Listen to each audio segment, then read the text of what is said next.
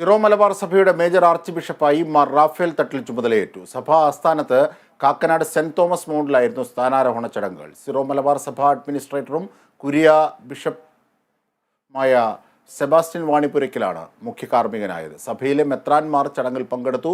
Syro Malabar സഭയുടെ 4ാമത്തെ arch ബിഷപ്പാണ് Mar Raphael Thattil. ഇളിയവനായ മഹത്വമേറിയ major arch bishop സ്ഥാനത്തേക്ക് ഉയർത്തിയ നീ ഞാൻ വാഴ്ത്തുന്നു. എന്റെ സംരക്ഷണത്തിലും ഉത്തരവാദിത്വത്തിലും ഏൽപ്പിക്കപ്പെട്ടിരിക്കുന്ന അങ്ങയുടെ ജനത്തെ അങ്ങ് തന്നെ വിശദീകരിക്കുകയും ഭരിക്കുകയും നയിക്കുകയും ചെയ്യണമേ. സിറോ മലബാർ സഭയെ അങ്ങയുടെ തിരുവിഷ്ടത്തിന് യോജിച്ച വിധം നയിക്കുവാൻ വേണ്ട ശക്തിയും വിവേകവും എനിക്ക് നൽകണമേ. കർത്താവേ, അങ്ങയുടെ കൃപയുടെ വലതുകരം എന്നും എൻ്റെ മേലുണ്ടായിരിക്കട്ടെ.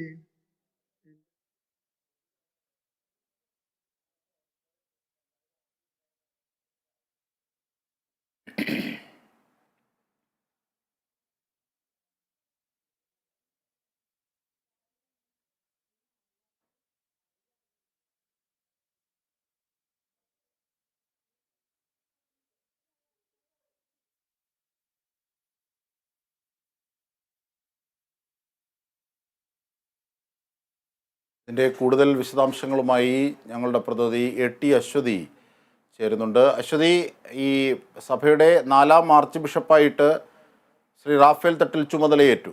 എന്തൊക്കെയാണ് അദ്ദേഹം ചുമതലയേറ്റ ശേഷം പറഞ്ഞത്? അല്പം മുൻപാണ് റാഫേൽ തട്ടിലിന്റെ സ്ഥാനാരോഹണം നടന്നത്. സിറോ മലബാർ സഭയിൽ മേജർ ആർച്ച് ബിഷപ്പായിരുന്ന മാർ ജോർജ് ആലഞ്ചേരി രാജിവെച്ചോടുകൂടിയാണ് 12 വർഷത്തിന്റെ സേവനത്തിന് ശേഷമാണ് അദ്ദേഹം സ്ഥാനമൊഴിഞ്ഞത്. ആ സ്ഥാനത്തേക്കാണ് മാർ റാഫേൽ തട്ടിൽ ഇപ്പോൾ എത്തിയിരിക്കുന്നത്. അദ്ദേഹത്തിന് സിറോ മലബാർ സഭ സ്ഥാനമേൽക്കുന്നതിന്റെ ഭാഗമായി അംശവടി കൈമാറി. അതോടെയാണ് അദ്ദേഹം സ്ഥാനം സ്വീകരിച്ചത്. അതിനുശേഷം അദ്ദേഹത്തിന്റെ മുഖ്യ കാർമ്മികത്വത്തിൽ ഇവിടെ കുർബാന അർപ്പണവും ഉണ്ടായിരുന്നു. സഭാ ആസ്ഥാനമായ കാക്കനാട് സെന്റ് തോമസ് മൗണ്ടിലാണ് ഈ ചടങ്ങുകൾ എല്ലാം തന്നെ നടന്നുകൊണ്ടിരിക്കുന്നത്. ഈ ചടങ്ങുകൾ അവസാനിച്ചിട്ടില്ല. അദ്ദേഹം സ്ഥാനമേറ്റു. സ്ഥാനാരോഹണ ചടങ്ങാണ് അവസാനിച്ചത്. മറ്റ് ആളുകൾ ഇനി ആശംസ അർപ്പണങ്ങൾ എല്ലാം ഉണ്ട്. അത് നടക്കുകയാണ്. ഇപ്പോൾ ഇപ്പോൾ തലശ്ശേരി ആർച്ച് ബിഷപ്പ് മാർ ജോസഫ് പാംപ്ലാനി സുവിശേഷ സന്ദേശം നൽകുകയാണ്. അദ്ദേഹത്തിന്റെ സുവിശേഷ സന്ദേശത്തിൽ നിരവധി കാര്യങ്ങൾ പറയുന്നുണ്ട്. Major archbishop Mar Raphael തട്ടിലിന്റെ കുർബാനയ്ക്ക് ശേഷം അദ്ദേഹത്തിന്റെ സുവിശേഷ വായനയുണ്ടായിരുന്നു. അതിൽ അദ്ദേഹം വായിച്ച ഭാഗം കർത്താവിന്റെ ശിഷ്യന്മാരെ സംബന്ധിക്കുന്ന ഒരു ഭാഗമാണ്. അത് കോട്ട് ചെയ്തുകൊണ്ടാണ് ഇപ്പോൾ മാർ ജോസഫ് പാംപ്ലാനി സുവിശേഷ സന്ദേശം നൽകുന്നത്. അതായത് അദ്ദേഹത്തിന്റെ വാക്കുകൾ ഇങ്ങനെയാണ്: ശിഷ്യന്മാർ കലഹിച്ചത് കർത്താവിനെ കാണാത്ത സമയത്ത് മാത്രമാണ്. തട്ടിൽ പിതാവ് ഭയപ്പെടേണ്ട, അങ്ങയുടെ തീരുമാനം ദൈവ തീരുമാനമായി സാക്ഷ്യപ്പെടുത്തും. മരുഭൂമി യാത്ര കഴിഞ്ഞു, തട്ടിൽ പിതാവിന് ഇനി ജോർദാൻ നദി മാത്രം കടന്നാൽ മതി തുടങ്ങിയ വാക്കുകളാണ് ജോസഫ് പാംപ്ലാനി ഇപ്പോൾ പറഞ്ഞിരിക്കുന്നത്. സിറോ മലബാർ സഭ കർത്താവിന്റെ മുറിവേറ്റ ശരീരമാണെന്നും എന്നാൽ അത് ദുർബലമല്ല അദ്ദേഹം ഇപ്പോൾ പറഞ്ഞിരിക്കുകയാണ്. നേരത്തെ മേജർ ആർച്ച് ബിഷപ്പ് കർദിനാൾ മാർ ജോർജ് ആലഞ്ചേരി ഒരുപാട് പീഡനങ്ങൾ അനുഭവിച്ചതിന് ശേഷമാണ് സ്ഥാനമൊഴിയുന്നത് എന്ന് പറഞ്ഞു. കല്ലും മുള്ളും ചവിട്ടി ആണ് സഭ ഇസ്രയേൽ എത്തിയത്. അതിന്റെ പ്രധാനപ്പെട്ട പ്രശ്നങ്ങൾ എല്ലാം ഒഴിഞ്ഞു കഴിഞ്ഞു. ഇനി ജോർദാൻ നദി കൂടി കടന്നാൽ മതി എന്നാണ് അദ്ദേഹം ആലങ്കാരികമായ ഭാഷയിൽ ഇപ്പോൾ സുവിശേഷ പ്രസംഗത്തിൽ വ്യക്തമാക്കിയിരിക്കുന്നത്. ഇപ്പോൾ